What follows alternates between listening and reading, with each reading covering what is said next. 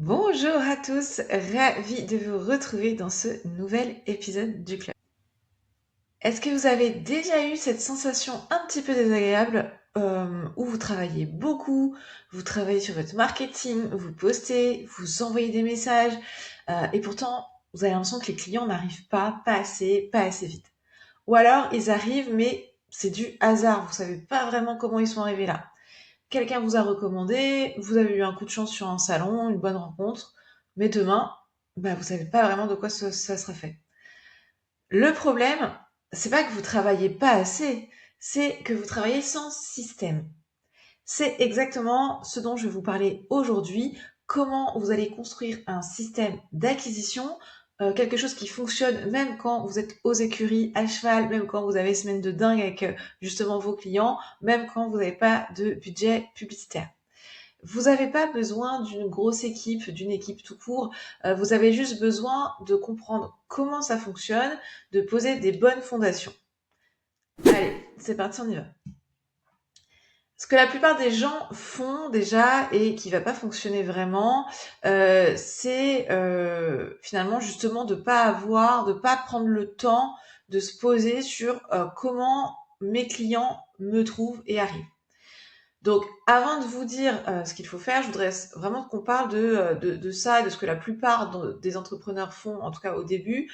Et c'est normal, c'est là que tout le monde commence. Donc, le schéma classique, c'est vous postez sur Instagram quand vous avez le temps. Alors, les meilleurs d'entre vous posteront beaucoup plus souvent, voilà, 2, 3 fois par semaine avec un calendrier éditorial de manière structurée. Vous allez publier un article de blog de temps en temps sur votre site internet quand vous avez le temps.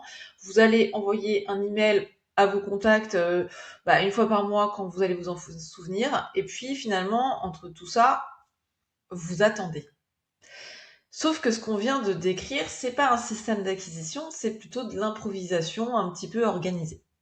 Un système d'acquisition, c'est vraiment différent. C'est un enchaînement logique. Euh, Quelqu'un vous découvre, il comprend ce que vous faites et la valeur que vous pouvez lui apporter. Il a envie d'en savoir plus, il vous laisse ses coordonnées, et là, vous allez pouvoir entrer en conversation, en contact avec lui. Ce chemin, il doit exister, il doit être pensé et fonctionner sans que vous ayez besoin d'interagir ou d'être là, de surveiller et de faire quelque chose tous les jours. Un autre problème que je vois beaucoup, c'est qu'on confond du coup être visible, avoir un système. Vous pouvez avoir 3000, 10 000, 20 000 abonnés sur Instagram et avoir 0 client qui vient d'Instagram. Ça, c'est ce qu'on voit souvent. Les abonnés ne font pas les clients. C'est un peu comme quand on vous dit que les likes ne font pas les clients. Oui, c'est pareil, du coup, globalement, pour vos abonnés. Vous pouvez avoir énormément d'abonnés et finalement, vos clients ne viennent pas d'Instagram. Pourquoi? Parce que il va manquer des maillons dans la chaîne. On va identifier tout ça ensemble. On va voir du coup les 4 briques d'un système d'acquisition qui est simple, sans rentrer dans des choses trop techniques. L'idée, c'est que votre système d'acquisition, quelle que soit la taille de votre entreprise, ça repose sur ces 4 briques. La brique numéro 1, il faut un point d'entrée qui est clair, un point d'entrée avec vous. Le point d'entrée, c'est l'endroit où les gens vous découvrent pour la première fois. Ça peut être Google, ça peut être Instagram, ça peut être le bouche à oreille, ça peut être un podcast, ça peut être un salon professionnel. Bref, il faut un point d'entrée qui est clair.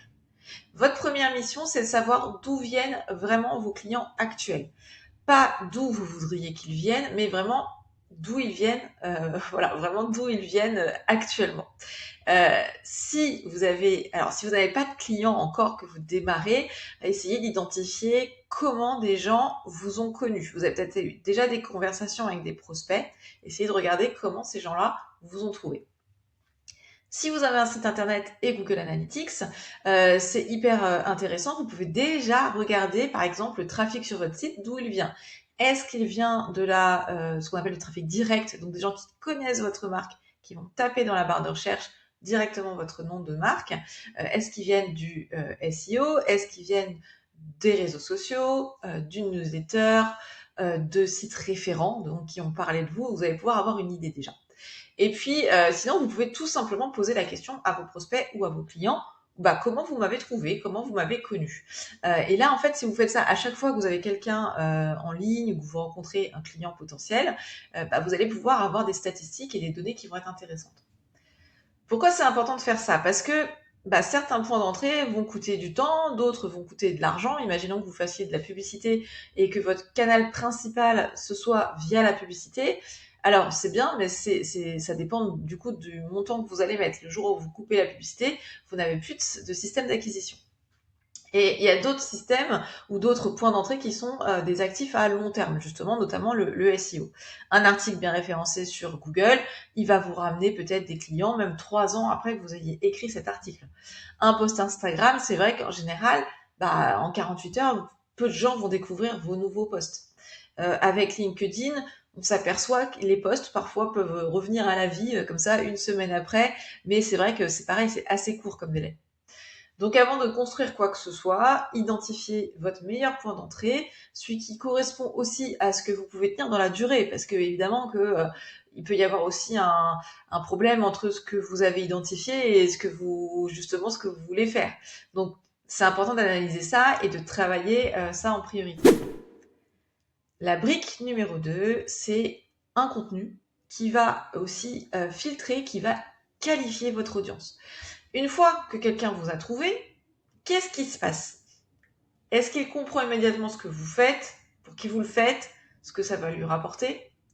C'est ça qui est important. Ce contenu-là, en fait, que ce soit une page sur votre site internet, donc votre page d'accueil, un article de blog, etc., un post épinglé sur votre feed Instagram, une vidéo, une FAQ, en fait, son rôle, ça va être de filtrer.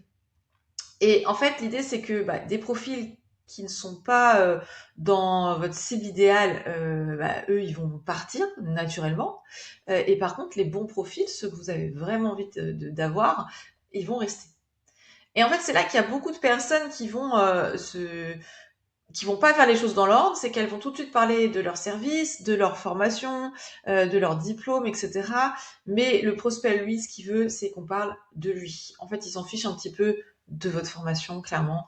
Il s'en fiche de savoir ce que vous avez fait. Il veut savoir si vous allez pouvoir l'aider. Donc, il veut savoir si vous allez pouvoir résoudre son problème à lui. Un exemple, pour illustrer. Vous êtes ostéopathe pour chevaux. Votre contenu de qualification, ça va être, vous allez mettre « Je suis certifié par tel organisme, j'ai fait telle formation ». Ok, mais où je suis spécialisée dans la biomécanique et les fascias pour résoudre les problèmes émotionnels. Ouais, mais en fait, ça parle pas. Par contre, ça va être, vous allez peut-être plutôt mettre quelque chose comme « Votre cheval, il refuse de passer un obstacle depuis quelques semaines, le veto, il est venu, il a rien trouvé ». Voilà moi ce que j'observe dans ces cas-là et comment je peux aider. Vous voyez la différence? En fait, dans le deuxième cas, le cavalier qui lit ça, il se dit « Ok, ah oui, c'est ma situation, c'est moi, je me reconnais, je vais rester ». En fait, après, peu importe que vous utilisiez telle ou telle technique. Non, ce qu'il veut, c'est voir comment vous allez pouvoir l'aider. Ça, c'était la brique numéro 2. Du coup, c'est qualifier avec votre contenu. Et puis la brique numéro 3, c'est le mécanisme de capture. Vous savez, c'est attrapez-les tous comme les Pokémon. C'est un petit peu ça. On arrive sur quelque chose en fait que pareil, qui est pas forcément bien réalisé et qui est pourtant hyper important. Le mécanisme de capture, c'est le moment où vous récupérez les données de quelqu'un avant qu'il soit prêt à acheter. Parce que en vérité, la plupart des gens qui vont vous découvrir, ils vont pas acheter, sortir la carte bleue, prendre rendez-vous, ils vont pas le faire tout de suite. Ils sont pas prêts à acheter tout de suite. Ils sont peut-être intéressés, mais ils vont potentiellement avoir besoin de temps. Ils vont aller comparer d'autres solutions. Ils vont aller se renseigner ailleurs. Ils vont regarder chercher des avis peut-être pour vous. Voilà, on le sait aujourd'hui que le parcours d'achat, il n'est pas linéaire. Les gens vont aller voir un petit peu partout. Donc, en fait, si vous n'avez pas de moyen de rester en contact avec eux, vous risquez de les perdre définitivement, parce que la personne, peut-être qu'elle reviendra plus jamais sur votre site ou sur votre compte Instagram. Donc, la solution la plus simple, c'est ce qu'on appelle le lead magnet. En fait, c'est un système de capture. Alors, lead magnet, c'est vrai que on avait tendance à dire c'est voilà un e-book, un PDF, un contenu en échange d'un email. Oui, ça se fait encore. Mais retenez plutôt que le format, retenez l'idée, c'est comment je récupère un email, un numéro de téléphone, quelque chose. Ça peut être donc effectivement un e-book. Alors attention, aujourd'hui, il faut quand même que les choses soient bien écrites, que ça apporte vraiment de la valeur parce qu'il y en a beaucoup. Mais ça peut être la démonstration d'un outil, si vous avez un outil euh, que vous avez développé. Ça peut être un catalogue produit, si vous vendez des choses sur votre site internet, bah, vous pouvez très bien dire bah, télécharger l'ensemble de mon catalogue, comme ça vous le regardez à tête reposée. Ça peut être une vidéo de cours, si vous proposez des cours en ligne ou même en présentiel, vous pouvez proposer une petite vidéo. Ça peut être en audio, ça peut être une séquence email justement avec des cours ou des conseils. Voilà, il y a plein d'idées possibles pour capter évidemment cet email.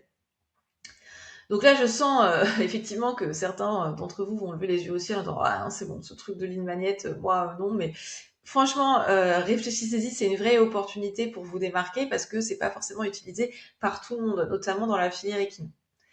Un exemple, vous vendez des compléments alimentaires pour chevaux, vous allez pouvoir créer éventuellement un outil de diagnostic qui va permettre de savoir si votre cheval il manque de magnésium ou un petit outil d'analyse de symptômes, etc. Voilà, peut-être ça va vous prendre 2 heures à faire et encore aujourd'hui avec l'IA, on peut faire des outils assez facilement, mais potentiellement ça va vous ramener des emails de gens qui ont exactement le profil que vous cherchez et que vous allez pouvoir contacter par la suite. L'idée c'est pas d'être intrusif et c'est pas de demander 12 000 données, l'adresse, le niveau de vie, etc. Mais retenez que si vous demandez juste l'email, derrière les gens, si ils y voient un intérêt, ils vont donner leur email. Donc il faut par contre offrir quelque chose d'utile. Ça, c'est important, par contre, de bien penser à ça.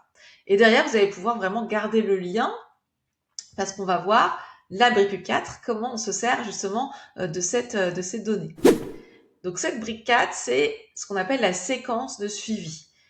Alors, oui, ça pourrait être une newsletter, mais avant la newsletter, il y a ce petit truc de séquence. C'est vraiment ce qui peut transformer votre contact en client ou en client récurrent si c'était déjà un client. Le vrai outil donc pour ça, c'est vraiment l'email. Tout le monde, tous les ans dit, alors c'est comme le SEO, hein, c'est un running gag, allez l'email c'est mort, c'est has-been, plus personne ne lit d'email, etc. Mais non, c'est faux. En fait, les gens aiment recevoir des emails, mais des emails qui sont intéressants, qui vont prendre plaisir à lire et qui vont apporter quelque chose. Donc évidemment, on n'est pas sur de l'email promo un peu spam. Voilà, l'idée c'est d'apporter quelque chose d'intéressant. Mais je vous assure que les gens aiment recevoir des emails et aiment lire vraiment des choses.